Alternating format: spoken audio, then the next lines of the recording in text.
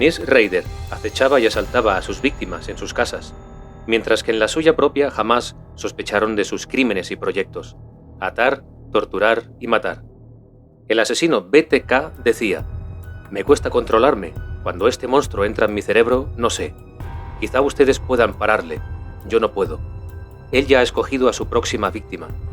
Denise Rader, más conocido como el asesino BTK, escribió estas palabras a la radio local Channel 10 para adquirir fama y notoriedad tras sus crímenes. Sin embargo, el único modo de planificarlos y ejecutarlos era llevando una doble vida, como ocurre en la mayoría de los psicópatas. Denise Rader se valió de su matrimonio, sus hijos, su educación universitaria, su posición voluntaria en los Boy Scouts y en su participación de la Iglesia luterana para ganarse el favor y la confianza de sus víctimas. BTK mató a 10 personas y las autoridades tardaron algo más de 30 años en capturarle. Esto es debido a que era un gran estratega. Todo lo tenía siempre estudiado y llevaba sus planificaciones en el taller del sótano de su casa. Lo vemos en la gran expansión de su zona cerebral, con los ojos retraídos, lo cual otorga inteligencia, método y un gran poder de concentración. Una vez detenido, Dennis presumió delante de la policía que se basaba en dos ídolos de la gran pantalla: John Wayne y James Bond. Esta obsesión iba desde vestirse de forma similar hasta la manera que tenía de empuñar la pistola o utilizar las armas. Dennis, con sus 60 años de edad, jamás hizo sospechar ni a su familia ni a sus vecinos de que en realidad era el mismísimo BTK, que aterrorizaba al condado de Kansas. Una prueba de ADN realizada a su hija fue concluyente a la hora de capturarle, ya que entonces no hubo duda. BTK era el jefe de los Boy Scouts y nació el 9 de marzo de 1945 en Pittsburgh, Kansas, Estados Unidos, un lugar aparentemente tranquilo, donde ya desde niño torturaba a perros, gatos y ratones, y los utilizaba como conejillos de indias, a los que desmembraba y mataba sin piedad. Estos fueron las primeras víctimas de sus grandes frustraciones. Era un chico introvertido, callado y con muchos complejos. Seguramente le marcaron también los problemas que padeció en la escuela de Wichita, ya que en un principio el aprendizaje le costaba algo más que al resto de los alumnos. Dennis era un alumno mediocre, lento y muy inseguro. La tortura de los animales se convirtió en su vía de escape y satisfacción. BTK era el mayor de sus 4 hermanos, y como ya os he citado en otros vídeos, el psicópata siempre es el mayor de ellos. Entonces se comienza con el síndrome de Caín, con pequeñas travesuras hacia los demás hermanos más pequeños, producidas por los celos, y también, como no, torturando a pequeños insectos y animales. Todo apuntaba a desembocar en el peor de los finales, y desgraciadamente así fue. Tras los primeros desengaños de su vida, ingresó en el ejército, llegando a trabajar como técnico de aviación. Parecía que su vida comenzaba a ser normal, pero después de volver a Wichita y casarse en mayo de 1971, la racha de odio y mala suerte regresaron. Saltaba de empleo en empleo, trabajó de ensamblador en una compañía, luego en un supermercado, también de vigilante de seguridad privada, e incluso obtuvo el grado de funcionario de justicia. Sin embargo, su psicopatía criminal comenzó después de ser despedido del supermercado, a finales de 1973. Para compensar la depresión y desilusión, buscó satisfacción y venganza en la búsqueda de víctimas para poderse desahogar. Esto lo vemos en los signos de represión, como podemos ver en la imagen, es decir, pulsiones no satisfechas y no superadas. Con tanto tiempo libre que tenía con su nuevo oficio, Dennis se dedicó a vagar con su coche por las calles, vigilando y seleccionando cuidadosamente a sus víctimas. Se lo tomaba con mucha calma, no dejando nada al azar. No era un hombre imprudente y quería que todo saliese a la perfección. Las observaba y las seguía durante muchas horas, anotando sus rutinas e incluso acercándose a sus buzones, para conocer sus nombres y más datos. Dennis explicaba en los juicios que cuanto más sabía de una persona, más confortable me encontraba con ella. Así fue como inició lo que él denominaba proyectos, para atar, torturar y matar a sus elegidos. Por ello, en sus asesinatos siempre dejaba la firma BTK. Esto es un comportamiento narcisista, y lo vemos con unos pómulos dilatados, prominentes, que son la imposición de la propia voluntad. En el caso de algunos hombres, a veces vemos el narcisismo en un gran bigote, como diciendo, aquí estoy yo, para llamar la atención de los demás. Dennis prefería a las mujeres de origen hispano, y su primer crimen fue el que marcó el inicio de su escabrosa carrera. Utilizó una bolsa de deporte con cuerdas, bolsas de plástico y esposas, y compró una ropa especial que más tarde tiraría a la basura. El 15 de enero de 1974, a las 7:30 de la mañana, dio comienzo la masacre. Después de cortar el teléfono de la casa, entró en el domicilio de sus víctimas por la puerta trasera. Sus objetivos eran ellos: Julie, madre; Joseph, padre; Josephine, hija de 11 años; y Joseph Jr., hijo de 9 años. Con pistola en la mano, dijo ser un fugitivo que buscaba refugio, comida y un coche para huir. Todo mentira, lógicamente.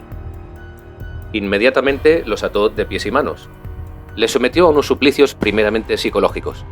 Dennis simuló violar a los niños delante de los padres, para después asfixiar al mismo padre delante de todos, con una bolsa de plástico en la cabeza. Después llegó el turno a la madre, Julie, con quien se masturbó ante la aterradora mirada de sus hijos. Seguidamente la estranguló. Siguió con la pequeña Josephine, de 11 años, pero se dio cuenta de que los padres seguían vivos y volvió a estrangularlos.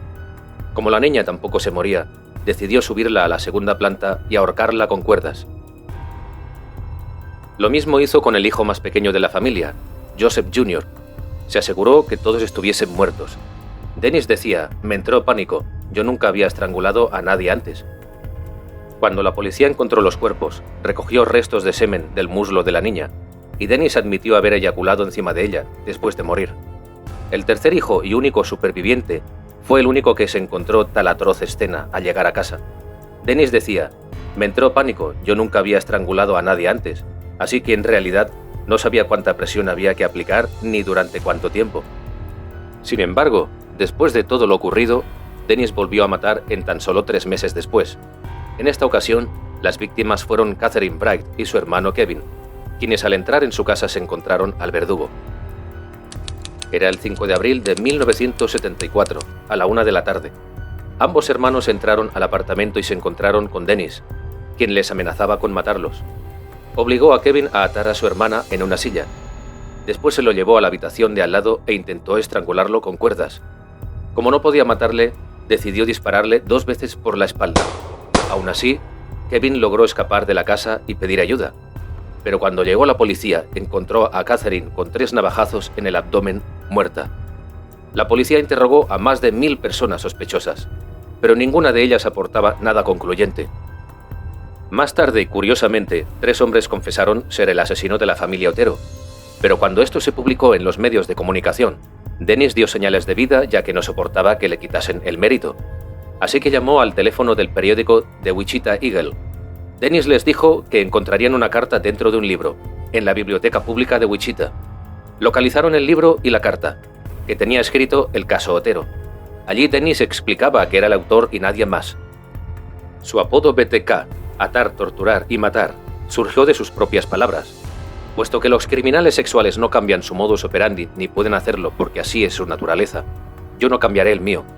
Las palabras claves para mí serán: átalos, tortúralos, mátalos. BTK. Lo van a ver en la próxima víctima.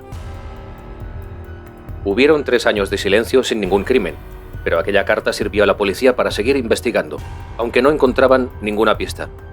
Tuvo que haber un nuevo asesinato para que el fuego reavivase.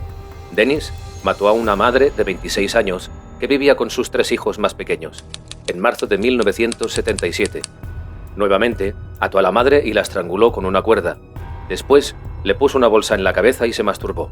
Pero esta vez los niños no sufrieron ningún daño. La policía dudó de si se trataba del mismo autor.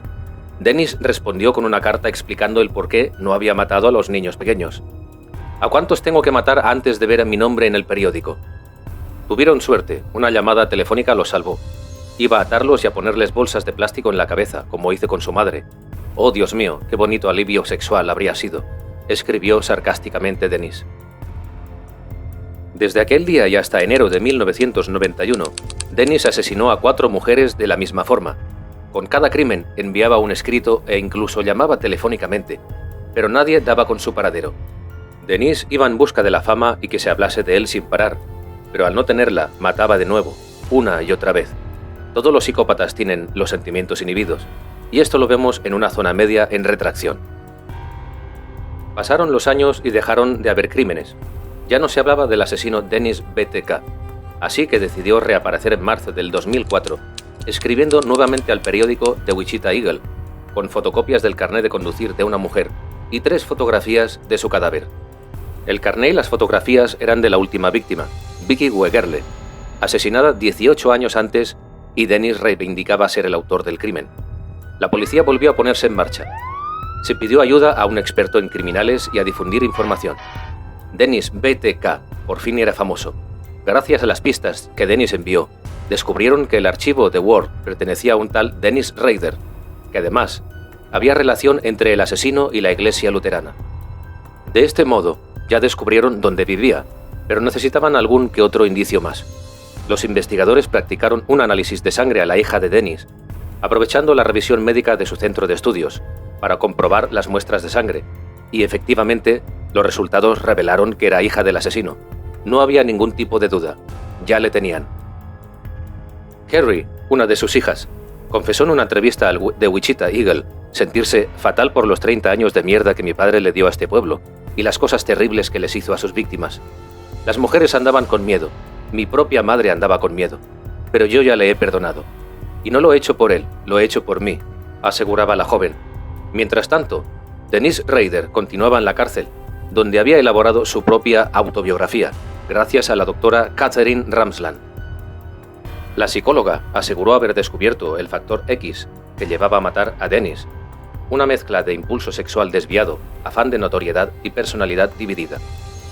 Personalmente, creo que esto es debido a su notoria psicopatía debido al sistema límbico inhibido en profunda retracción, con los pómulos dilatados de narcisismo extremo y desequilibrios que no integran en su personalidad. Estos elementos le desestabilizaron, llevándole a cometer el mal, porque recordemos que todo desequilibrio en el hombre tiende siempre al mal, cosa que no ocurre con las demás especies de seres vivos del planeta. Y es que el ser humano tiene algo en su interior, algo desconocido y misterioso, que no acabamos de comprender.